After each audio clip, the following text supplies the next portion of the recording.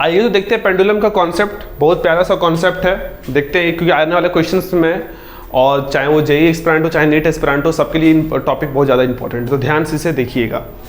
देखिए यहाँ पे पेंडुलम प्रॉब्लम है, तो यहाँ पे क्या हो रहा है बेसिकली कि दो बॉब है, दोनों में चार्ज, एक पे चार्ज Q1 एक पे चार्ज Q2 है, दोनों सेम नेचर का चार्ज है, दोनों रिपेल करेगा, और एक पे मास M1 है एक पे मास M2 है, कुछ डिस्टेंस x है, थीटा एंगल बना रहा है, कुछ थीटा 2 बना रहा है। अभी क्या करेगा, दोनों एक दूसरे जाकर रिपेल करेगा, एक समय ऐसा है जहाँ पे दोनों चार्ज बैलेंस हो जाएगा, यानी equilibrium position. Equilibrium what is the meaning of equilibrium, कोई पूछे तो क्या बोलिएगा? सिंपल बोला है, नेट फोर्स जीरो हो जाना। नेट फोर्स जीरो हो जाना उसी को कहते हैं इक्विलिब्रियम, ठीक है। तो इसी पे नेट फोर्स का बात करेंगे कि इक्विलिब्रियम पोजीशन पे क्या क्या फोर्स लग रहा है और कितना लग रहा है, दोनों जो कि इक्विलिब्रियम पोजीशन मेंटेन करके रखा हुआ है। तो चूंकि यहाँ पे देखिए चार्ज यहाँ पे Q1 है, यहाँ पे चार्ज Q1 है, यहाँ पे चार्ज Q1 है, और ये इसको Q2 Q1 पे लगाएगा, एक बनाना है मेरे को, दूसरा अपने आप बन जाएगा। तो मान लीजिए ये Q2 लगा रहा है, Q1 पे किधर लगाएगा? इलेक्ट्रोस्टैटिक फोर्स इधर लगाएगा ना सर? हाँ लगाएगा सर, इधर तो लगाएगा, और ठीक है यहाँ तक तो। और एक फोर्स नीचे लगेगा हमारा प्यारा, बताइए कौन सा फोर्स है वो?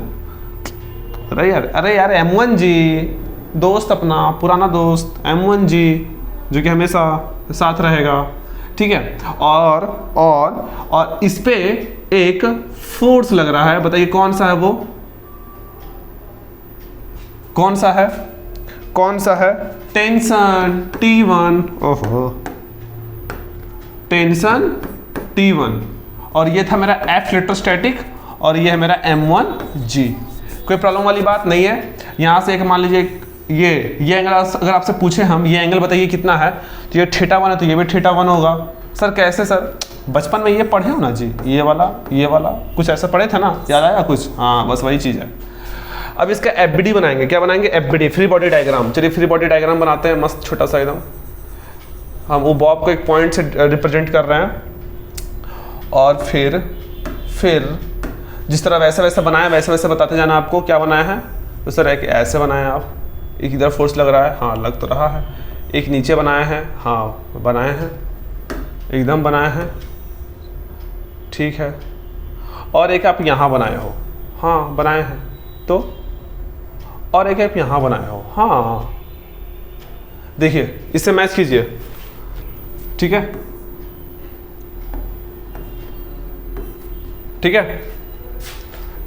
हाँ। तो ये मेरा θ1 है, ये θ1 है, ठीक है, और ये टेंशन T1 है, तो T1 है तो ये θ1 है, तो ये क्या हो जाएगा?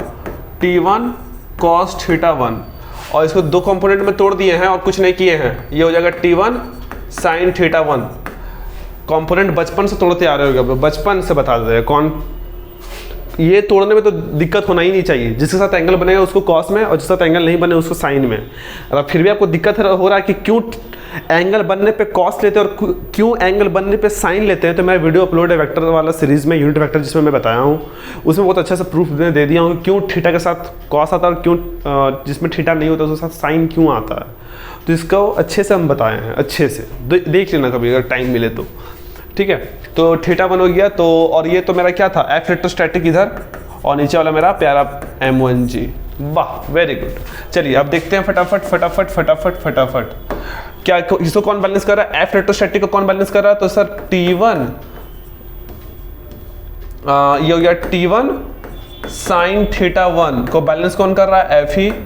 नीचे में sir T1 cos θ1 equal to M1G। Equation number 1, equation number 2। बहुत अच्छा सर।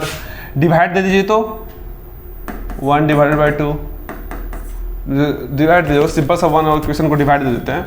तो जब डिवाइड देंगे हम लोग, यहीं पे देते डिवाइड, ऐसे डिवाइड दे देंगे, तो यहाँ पे ध्यान से देखिएगा, तो T1 और T1 कट जाएगा, तो ये बच जाएगा sin θ1 by cos θ1 equal to क्या लिख सकते हैं? tan θ1 इक्वल टू F ही बाई mg।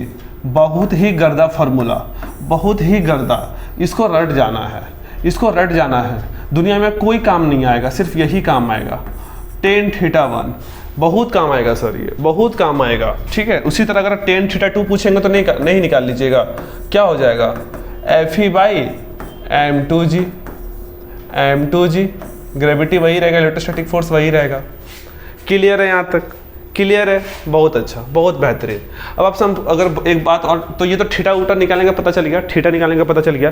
टेंशन निकालने को बोल देगा तब क्या करोगे, टेंशन निकालने को बोल देगा तब क्या करेंगे। टेंशन के लिए कुछ नहीं करना, टेंशन लेना नहीं है। टेंशन निकालने के लिए अगर आप टेंशन ले रहे हो तो टेंशन कभी नहीं निकलेगा। टेंशन निकालने के लिए टेंशन लेना नहीं है। तो क्या करेंगे, इक्वेशन जो 1 और 2 देख रहे हैं तो 1 का स्क्वायर कर देंगे और 2 का स्क्वायर कर देंगे और ऐड कर देंगे और कुछ नहीं करेंगे। ठीक है, तो ऐड कीजिए, स्टार्ट कीजिए। यहाँ पे इक्वेशन 1 क्या था, तो सर t1 का square sine square theta 1 plus t1 का square cos square theta 1 equal to F का स्क्वायर प्लस m1g का होल स्क्वायर। ठीक है, t1 स्क्वायर कॉमन ले लेंगे तो अंदर में बच जाएगा sine square theta 1 plus cos square theta 1 equal to F square plus m1g का स्क्वायर। वाह, इसका वैल्यू पता ही है बचपन से 1 होता है, तो ये हो गया t1, डायरेक्ट t1 निकाल दे रहे हैं, t1 equal to under root क्या हो जाएगा एफ स्क्वायर प्लस m1g। वाह सर वाह, यही तो चाहिए था, यही तो चाहिए था। आ गया टेंशन t1 निकालने का भी तरीका, तो t2 भी निकालने का भी तरीका पता चल जाएगा आपको। यहाँ से साफ साफ दिख रहा होगा, वही करना है, एफ स्क्वायर प्लस m2g। क्या समझ में आया ये चीज़, बहुत इंपॉर्टेंट था। अब देखो बहुत अच्छा चीज़ दिखाते हैं आपको, यहाँ देखिए थीटा 1 किस पे डिपेंड कर रहा है, इलेक्ट्रोस्टैटिक फोर्स पे और m1g पे कर रहा है ना, m1g पे, और टेन थीटा 2 किस पे डिपेंड कर रहा है, एफ और m2g पे। ठीक है, ठीक है, अगर मैं आपको बोल दूँ टेन थीटा 1 को टेन थीटा 2 से डिवाइड दे दीजिए, tan theta 1 upon tan theta 2, तो क्या आ जाएगा, ये F E by m1g upon F E by m2g। m2g कटेगा ना, एफ ई कटेगा, जी कटेगा, m2 पर चल जाएगा तो जाएगा m2 बाई m1। ओ हो, वाह वाह वाह वाह वाह वाह वाह, एकदम गर्दा, एकदम Lallan top sir, Lallan top. कैसे सर, थीटा 1 एफ और m1g पे डिपेंड कर रहा है और थीटा 2 एफ और m2g पे डिपेंड कर रहा है, लेकिन दोनों का रेशियो नहीं डिपेंड कर रहा है।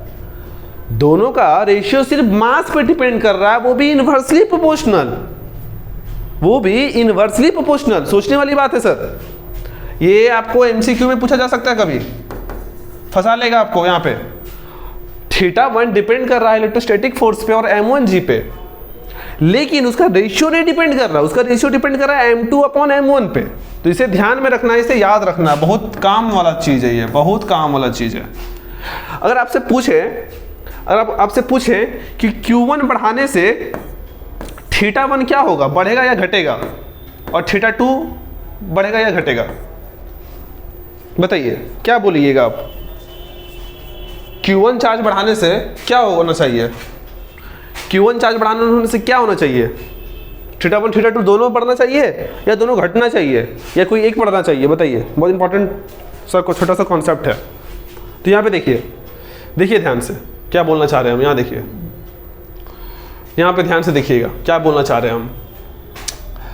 देखिए सर टेन थीटा 1 बेसिकली क्या है बताइए, तो एफ ही है, और एफ ही इलेक्ट्रोस्टैटिक फोर्स कितना होता है, के Q1 Q2 by are square. तो लिखेंगे यहाँ पे के Q1 Q2 बाई डिस्टेंस कितना है x स्क्वायर, और नीचे में क्या था m1g, तो m1g। ठीक है, उसी तरह टेन थीटा 2 इक्वल टू क्या लिख सकते हैं सर, के Q1 Q2 upon x square m2g। ओ हो, बहुत प्यारा सा चीज़ दिखा सर, बहुत प्यारा सा चीज़। यहाँ देखिए, यहाँ पे